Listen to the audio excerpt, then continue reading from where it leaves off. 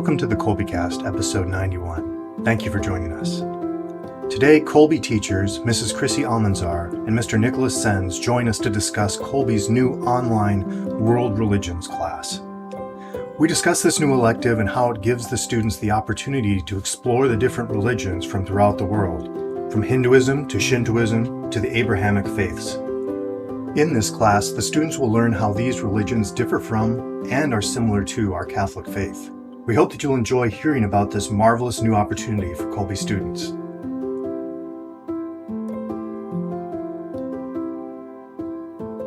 Hi there, I'm Bonnie, liturgical musician, popcorn and podcast fanatic, and Kolbe homeschooling mom to 4 lads and lasses of middle and high school age.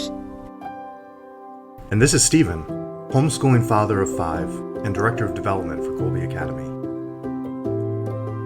And I'm Jordan. As a product of homeschooling, I'm proud to teach Greek and Latin for Colby online and serve as the Alumni and Public Relations Director.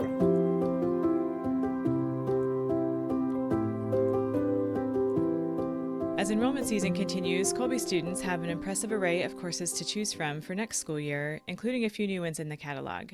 Here to tell us about the forthcoming World Religions course is Mr. Nicholas Senz from Kolbe's Theology department, who's also a widely published writer, among other things, along with Mrs. Chrissy Almanzar, who serves as chair of the Theology department, teaches upper-level theology, and has a lot to do with the Self-Paced Plus program. Hello to you both. Hello. Hi. We've had the pleasure of conversing with Chrissy on a few Kolbecast episodes, which we will link in the show notes for this one. On episode 79 with your husband Jordan, who's with us today, our fearless Kolbecast leader, we hear about a certain backyard skating rink and homemade Zamboni. So I'm wondering how your skating season is going, Chrissy. Maybe Jordan should talk about that. They've been skating all winter, and we actually have our last weekend of hockey this weekend. So I'm looking forward to the hockey games, but I'm also looking forward to them being over. But Jordan's the one who gets up extra early to take Thomas to the morning sessions, so maybe he can say something about that. Yeah, I would just say I'm also glad that it's almost over. It's been a lot of fun, but it's been long. The seasonal nature of these things has its merits, right? It's fun, and then it's time to move on to something else. Okay.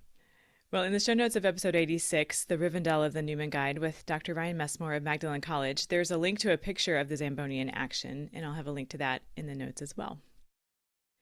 Nick, I'm so happy to meet you today. I've seen your name not only among the instructors since we've been at Kolbe, but also as a byline in many Catholic online media outlets. Would you tell us about yourself and your ministry in its various forms? Sure. Well, I'm from Oregon originally. I'm living in Texas now, so I'm kind of a Yankee carpetbagger down here. I got my master's degrees in both philosophy and theology at the Dominican School of Philosophy and Theology in Berkeley, California. They named the place well, for what they do there. My full-time position is as a director of faith formation at a parish here in the DFW area. But I also teach several classes for Kolbe. I've taught a couple classes at the community college here over the last few years as well. And as you noted, I occasionally find my name in places like Catholic World Report and Alatea, a few others here and there. Just happy to keep myself busy. Oh, you certainly do that. How did you come to Kolbe? Well, funnily enough, my wife had actually attended the brick and mortar school there in Napa when she was younger, which is how I came to hear of Kolbe. Oh, okay. And then when I found that they did online schooling, I thought, well, this would be a great opportunity to get to teach. Mm-hmm. As a director of faith formation, I don't always get to teach very much. And teaching is my real love and passion. So I was very grateful to find this opportunity and grateful to be teaching for Kolbe now. I think, is this my 5th year now? Math is hard. I'm a theologian. I don't, numbers are wizardry to me as far as I'm concerned. But Great. Okay, so as I mentioned, the course catalog has a few new choices, including Intro to French and Spanish for middle schoolers, Writing Labs for high schoolers, and this World Religions course also for high schoolers. How did this one come to be? The World Religions course, well, I had just been thinking over the last few years in a number of different ways that I thought it would be really beneficial for our students to be exposed to learn more about different religions around the world. I'd actually also been teaching a world religions course at the community college over the last few years. And in doing that, I just began to grow stronger in the conviction of, boy, I think a lot of our Kolbe students would really benefit from this as well. Certainly. I've wanted a course like this for a long time. We actually are able to, in a lot of our religion courses and theology courses at different times in the year, to touch on some topics that have to do with other religions. And I know in my classes, they always seem to be the topics that students have a lot to say about. They have a lot of questions, and they want time to discuss them. They want answers to these questions. I know I found myself when I taught ninth grade, I would have to make discussion boards because we would get so involved in the conversations that we didn't have time to really address them effectively in class. It was kind of a thing where I'd be like, okay, we're taking this to the boards because we don't have any more time to use, in class for this, but it's such an important topic that I don't want to let it go either. So we would start a discussion board on Schoology where the students could talk more about it, ask more questions. We'd engage it that way. But it always stood out to me as something that the students are always super interested in. Sure. And there are a lot of important reasons to study it. But for me, I wanted the course for the students because I think they would like this course. It seems very timely and very important to, as the students are making all the connections, we're hoping that they will in the course of their education and formation here at Colby, that they want to draw that into what they encounter when they're not just in their everyday interactions with people around them and as they're watching what's happening in the world. Is there a certain subset of high schoolers this course is meant for? And what sort of ground are you planning to cover? It's a high school class. It's designed as an academic elective. So it's not going to be a substitute for any of the 4 years of theology. You won't get theology credit for it. But it's going to be a wonderful companion course to all of our theology curriculum. So yeah, academic elective. So for those students who are interested in taking a theological course, they'll get a lot of Catholic theology in it, but they aren't necessarily looking for theology credit. We're also recommending that students have at least some catechesis, whether it's through their own church, or maybe it's just that they've taken Theology 9. They have some introduction to scripture as a prereq for the course so that they have some kind of Catholic formation as well before they take it. So as to sort of the course plan and what we're going to be covering in the course, the approach that we're setting out is to look at different religious traditions from around the world and kind of grouping them geographically. Because part of what we're doing is not only learning about what different religious traditions believe, but the history of them as well. And that kind of ties into one big reason, among several that I'll mention, but one big reason that I think this class can be beneficial to students is because it will teach you about different people around the world and their motivations, their histories, and help you to understand what's going on in the world as you look at it around you. When you look at the conflict between Russia and Ukraine right now, why does Russia historically consider Ukraine a part of itself? Why, when you see a certain leader speaking about the importance of the city of Kyiv to those peoples, what does that have to do with? Well, it has to do with the Christianization of peoples in Eastern Europe, and that ties into the history of Eastern Orthodoxy. When you want to understand what are these different disputes between different groups of Muslims in the Middle East and other parts of the world, what's the difference between a Shia and a Sunni Muslim?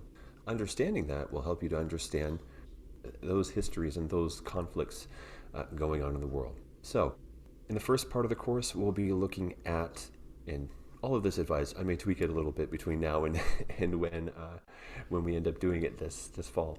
Yeah. But we'll look at religious traditions originating in India. So we'll look at Hinduism, Buddhism, Jainism, and Sikhism. Our students might even discover there are some major religious traditions they hadn't even heard of before. Mm-hmm. We'll look at religious traditions originating in China and Japan. So things like Confucianism, Taoism, Shintoism. We'll look at, of course, religious traditions originating in the Middle East, the Abrahamic faiths. So we'll take a look at Judaism, at Christianity and Islam. And we'll actually spend a quarter looking at different parts of Christianity itself. So we'll spend some time on the Eastern Orthodox churches. We'll even spend a week on the Eastern Catholic churches, which are a part of our own church, but one that I think a lot of students don't understand very well. And I find in the theology courses, students always get very interested when I mention the Eastern Catholic churches. And they're very interested. We have a few Eastern Catholic students as well, and hearing about their experiences. And we'll learn about the different branches of coming out of the Protestant Reformation. And we'll spend a week on atheists and agnostics, and sort of what their approach is.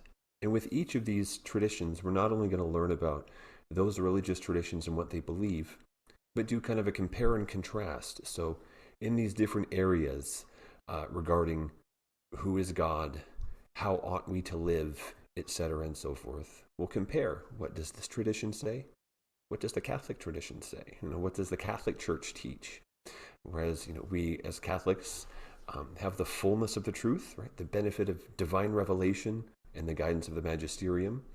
But we can still find elements of truth in these other religious traditions, which is what the Church teaches us. So we're also going to look at some of the documents of the Second Vatican Council and recent popes talking about interreligious dialogue, about how we should regard and approach and respect people of other religious traditions, and be able to have a fruitful dialogue with them to be able to hopefully bring them to see the truth of the Catholic faith.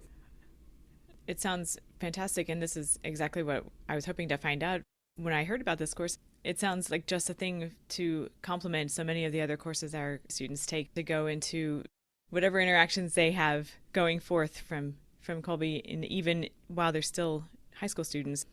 Yeah, so you bring up for what's to come after Colby. I think that's one of the reasons also, not just because students are interested in it, but like I said, multiple good reasons to study world religions. But one of them also for me is that I want to feel like we're really equipping our students for what they're going to encounter after their time at Colby. Mm-hmm. And I always keep that in mind, no matter what grade I'm teaching. I try to give them, when I'm teaching the content, I try to give them a little taste of what they may hear out in the secular world, or what they may find, someone saying outside of a Catholic environment. And I think I do that because when I had the experience in college where I had some friends who were Christian who had trouble in a secular setting, in a secular university. They had trouble, and some of them even lost their faith because they encountered questions they had never thought of. And some of them even went to Christian schools and had formation, but it was almost demoralizing when they encountered these questions that their teachers had never mentioned to them. It made them feel like, did my teachers not know these questions? Did they not know the answers? Did they even know this is what the world is discussing? And if so, why didn't they tell me? And so some of them had a real difficult time maintaining their faith in college. And so even in simple ways, when I'm teaching, I always try to give them a little taste of what is out there and what they will encounter, because I want them to feel firm in their faith, and I don't want them to feel like, I guess, bombarded when it hits. If they take a Bible as a lit course, or if they take a religious studies course, I want them to know that they can take these courses, they can engage these questions, and they have answers. There are answers. So equipping our students for what they will encounter is an important part for me, of why I'm really happy about this course.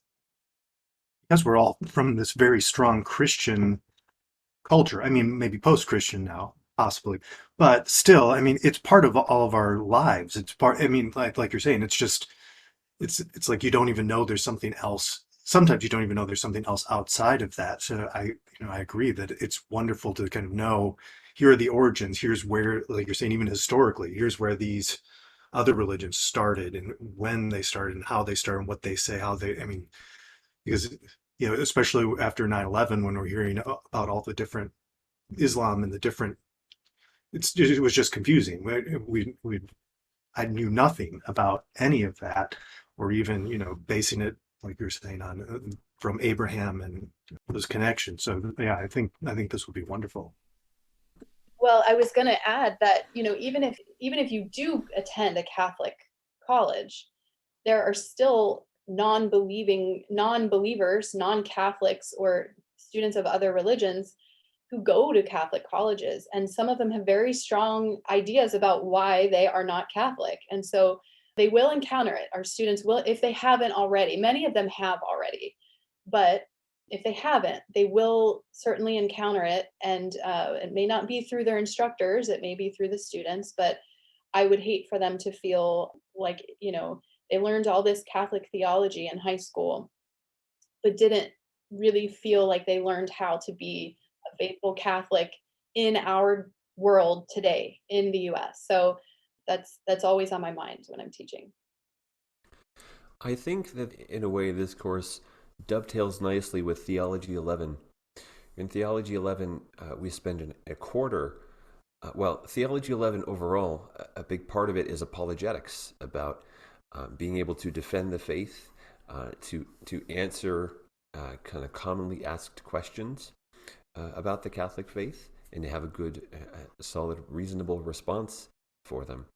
We spent an entire quarter in that course reading St. Thomas Aquinas from his Summa Contra Gentiles, which was directed towards fellow monotheists, right, Jews and Muslims, but to show them why Christianity was reasonable.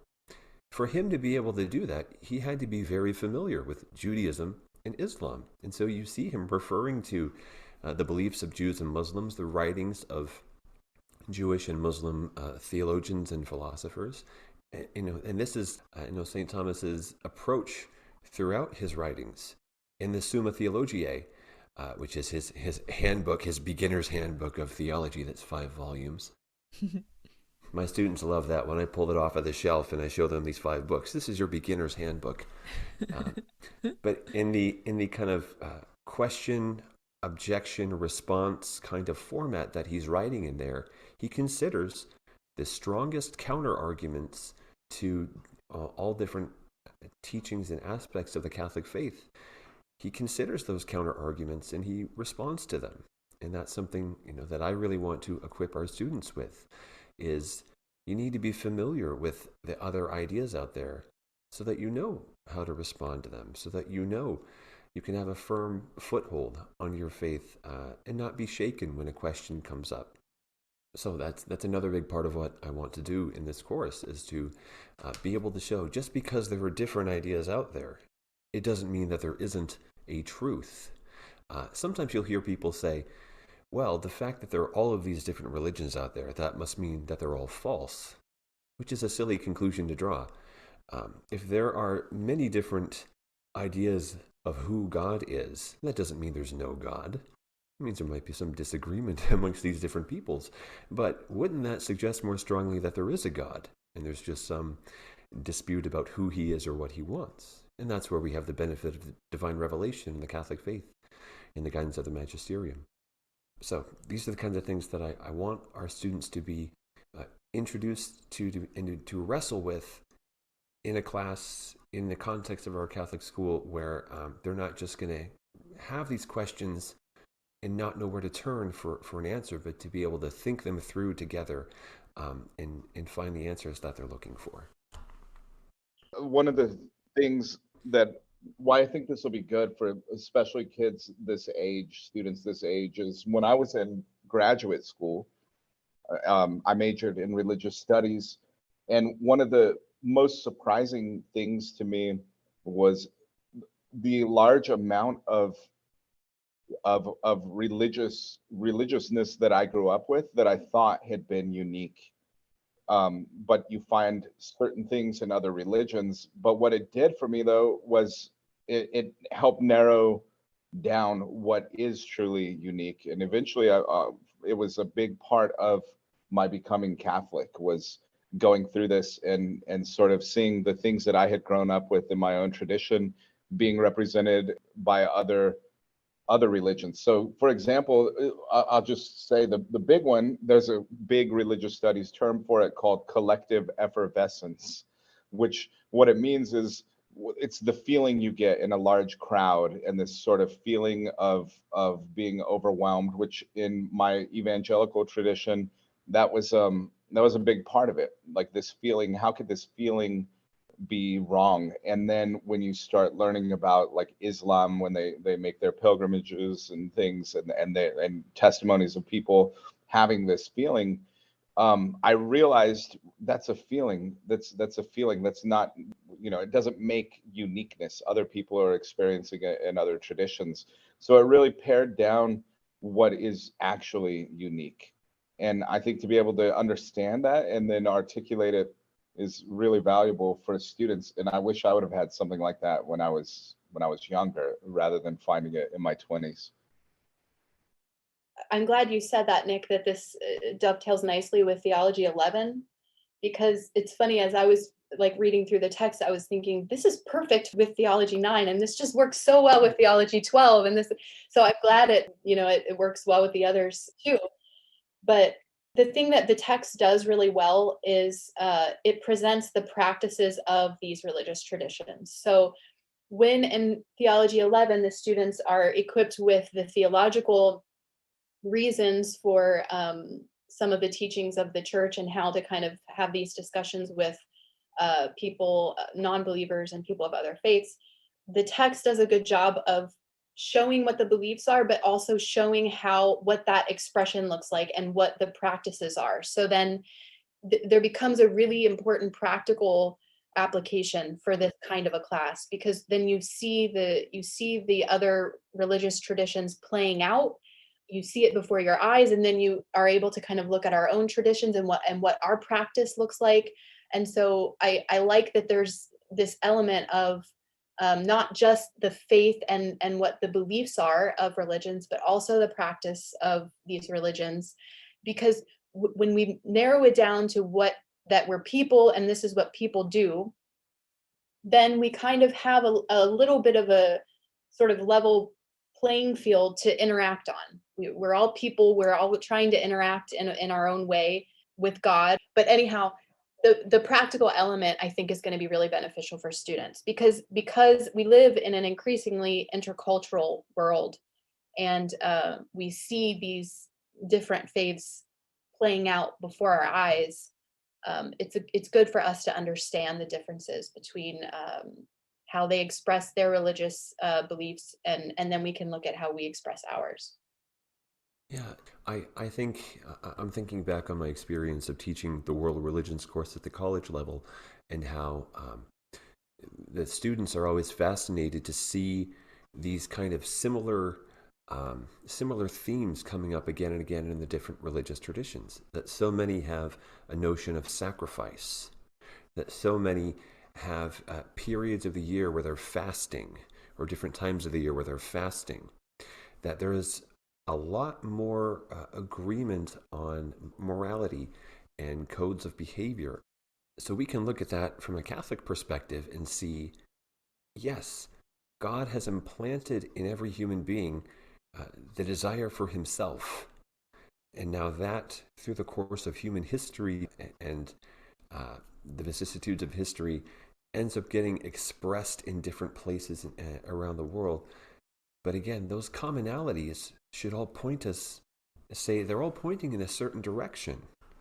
And so we can see then that we find the fullness of the truth of those things in the Catholic faith. And that when we meet people of other religious traditions and we want to share our Catholic faith with them, a great starting point and a great way to make the other person willing to hear you out is if you're familiar with their religious tradition. And if you can point out commonalities, see, we both share a great love for a sacred scripture, or we both fast. Say, you fast during Ramadan, I fast during Lent. That we have that in common, and it's from those points of commonality that you can start a fruitful conversation that can open up, a person's heart to receive the grace of God to work on their heart and perhaps bring them to conversion. So, we can find a lot of different sort of uses and benefits to a course like this. Yeah, as Jordan said, studying religions was a big part of why we even became Catholic. So as non-Catholic, studying religion was really beneficial to us. We were Christian, but not Catholic. I think it goes the other way too, that for Catholics, it's really beneficial to study world religions because we are called to evangelize. And so, in our day and age, we come in contact, our neighbors are Muslims, our coworkers are Buddhist, so we're in close quarters with people of other religions. And how can we truly evangelize if we don't try at all to understand them, understand their perspective? I'm thinking of, we just read in Theology 12, Evangelium Vitae, and JP2 says that all people are, they belong to God. All people belong to God and are entrusted to the church. So that means everyone of every faith are entrusted to the church. So as members of the church, that means I should really care about them and where they're coming from. I should try, if I can, to find some way to effectively communicate with them. And oftentimes in studying religions, we find that entry point to have conversations like this. Right. I think of Aristotle in his three sort of proofs, or three methods of persuasion. Logos, pathos, and ethos. Right. So you can, with logos, right, with sort of the appeal to reason, that can be expressed both by you explaining well the Catholic faith, but also by you showing an understanding for another person's faith. By pathos, right, you can understand what another person's religious tradition means to them, and for you to communicate what yours means to you.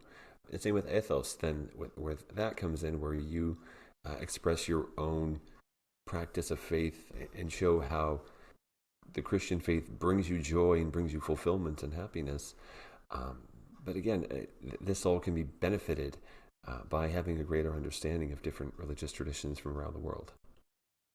Great as Catholics too, that we don't have to approach this with some sort of fear, or like, oh, don't expose yourself to that because there's a danger of being drawn in. Because when you have this revelation, when you have the true church that's guiding you, that understanding is just going to lead you to a better understanding of that person and where, like you're saying, where they're coming from, without, well, at least there shouldn't be that danger of saying, wow, they've got it right and we don't. That's kind of one of the wonderful things about being part of the church. Mm-hmm. In Humani Generis, Pius XII has this sort of quote that I love. And of course, he's referring to some philosophies and certain scientific methods, but it really applies well to religion, the study of religion as well. And he says the reason that we should engage these other ideas is because it leads us to a more nuanced discussion of our own faith. So studying other religions leads us to a more nuanced discussion of our own. He says that it's important for us to be able to diagnose any problems when they're found. So any issues, anything that are wrong, we should be able to diagnose that. And then he says, we also want to be able to identify any kernels of truth that may exist within them. So 3 reasons that are good reasons, good enough for me to study world religions. But also I would say, Stephen, to what you said, I would recommend almost the exact opposite. I would say keeping a student from world religions could very well have the opposite effect when they encounter it. I feel much more comfortable being the one to talk to my students about world religions than having them encounter it in some other setting that may be secular, or where they don't have sort of the support that they may need to come to terms with it and understand it and understand how to respond to it. Mm-hmm. From a practical standpoint, for our Colby mothers and students and things deciding, okay, we want to take this course, and they can take it in a number of areas, I understand, but is there an ideal from, if you're saying, well, after Theology 11, that's kind of the best time to take it, or is it pretty much once you've got those basic, like you were saying, the prerequisites that are part of the course, then you should be good to go? I would say it really depends on the formation that the student has had outside of the theology courses. Our theology courses are important because they all introduce theology and church history in some way. And so we won't get into in this course a whole lot of church history. And that's really important for students to have, because it's a really common way for people, for non-Catholics now, to attack Catholic faith. Often they use history to do it. So church history is important. They won't get that in this course. They will get history, but just not so much church history. I don't know, Nick, would you say you'd like for them to have theology? It would be great for them to have theology 11 before this course. I think they could do fine without it. It stands apart, and it stands on its own. But the more basis they have, the more formation they have in Catholic theology, the more enlightening the course may be for them. Although they'll get so much out of it regardless. Yeah, I'm kind of two minds. Part of me wants to say, in one sense, they would be best equipped if they have taken a few of our theology courses already. Another part of me says it sort of stands alone enough on its own that I would recommend any student to be able to take the course. And that's part of also me being aware that in my teaching the course, I feel comfortable enough to be able to tackle and explain any questions that come up for them. And also part of me just wanting as many students as possible to take the course. I say, sure, anybody, come on in. I'm imagining this sheet I have laid out of the progression of courses for all my kids. Like, where is this one going to go? I want to make sure this one gets in. So I'm glad you asked that, Stephen. Yeah. Well, it was kind of selfish because I have an 11th grader, or rising 11th grader, and we've already signed him up for Theology 11. I was thinking, well, maybe he could do both, or should we do the one after the other? And so, Yeah, little selfish there by the time. I think he could do both. I mean, I think it could, that could be a good. I envision this course going nicely alongside any of our high school theology courses. Yes, I would echo that.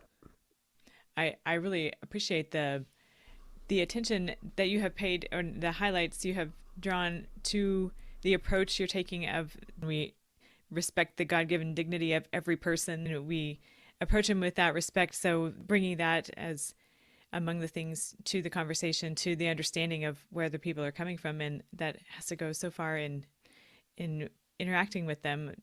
I'm reminded now from what you said, Bonnie, of a talk I heard from Dr. Peter Kraft a number of years ago, where he gave a talk on ecumenism, the relationship between different Christian churches, but he expanded that out also into the church's approach to other religions.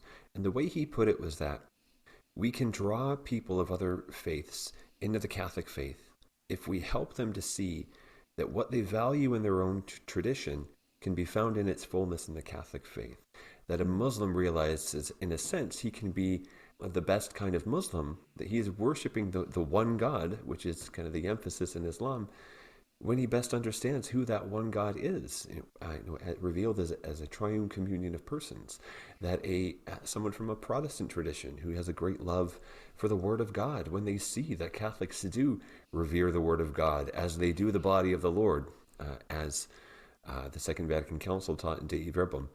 So, and he kind of went along in that same vein, that when we can see and recognize those kernels of truth in the other religious tradition, that both helps another person to be understood and feel respected, but also can be that kind of pathway in to showing them the beauties of the Catholic faith as well. So I hate to use the word dovetail again, because I would like to, vary my vocabulary, but still, these two purposes work together very nicely, that we can simultaneously understand and respect other people while also showing them the beauties of the Catholic faith. So I don't want it to seem too much either, well, we just study other people's as a point of interest or curiosity, but neither do I want it to seem this is merely an instrumental and mercenary way for you to get them to become Catholic, but that we can both show them respect in understanding their own faiths, and at the same time, all the better, propose Jesus Christ to them. good emphasis on modeling how to have those conversations is part of that. Also, that's kind of a tricky business is how to engage in those conversations. Sounds like you have built that in as well, how to progress in that. Mm-hmm. I'm excited about this course. I know Chrissy has been. I started smiling all day after she found out the course was going to go through. Yay. Yay. So I think it is something that's needed and will benefit a lot of people. And so I was glad to hear that it's happening, and then to come here, find out a little bit more about it. I'm glad our listeners will get a chance to sort of get a taste of what it's going to be like. Right. So enrollment is open. So this one is among the options in enrollment. So we'll be leaving some links in our show notes of how to get that process started for new families, and current Colby families have received information already, how to get that process going for next year. So there's that.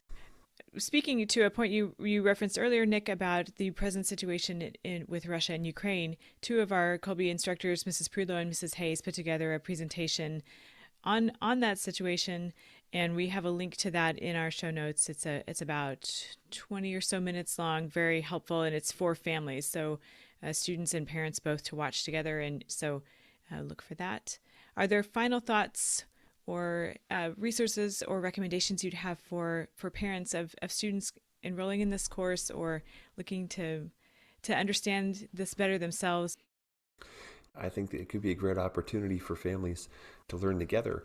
We are going to have one main text as our textbook that helps the students to learn, kind of the basics of the different religious traditions, but we'll be sprinkling in a lot of other different texts and links to different things, different church documents about interreligious dialogue and ecumenism, different essays by famous theologians on some of these. Christy and I were talking about maybe including some things from Joseph Ratzinger, aka Pope Emeritus Benedict XVI, who is always worth reading. So we're still finalizing some of those different readings, but I would definitely recommend that parents check out those texts along with their students. Good deal. Yeah, the text that we're using is World Religions: A Voyage of Discovery, and then to begin with, there are a few. Nick mentioned the Vatican II documents. Didn't you have 3 to begin with? Ad Gentes, Nostra Aetate, I think was the second one. Yes. There was a third one. Unitatis Redemptio. Yeah, that was the third one. I think that is to sort of lay down a groundwork, and those are really easy for parents to find. So if they're interested in, they don't have the text and they just want to kind of see what some church documents say about this, those 3 would be a quick way for them to see sort of the approach and some of what their student will be reading.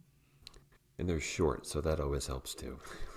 I can see that this would be a fantastic dinner conversation. When my son takes this class, it'll be, okay, what were you talking about today? Let's delve in and find out about that. That would be fantastic at the dinner table. Mm-hmm. I actually hear that a lot from my students. We were talking about this at the dinner table. Something you said in class yesterday or whatever. So I think that happens a lot.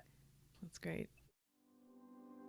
Well, as I said at the beginning, it seems so timely and necessary, and the approach you're taking seems just right. And so I'm going to revisit all my plans, see how this is going to work for us. I hope it is a great success, and I hope that you'll report back on how it's landing with students and families. Nick and Chrissy, thank you so much for coming to talk to us today. We look forward to having you guys back to visit with us very soon. Thank you so much. Thanks for having us.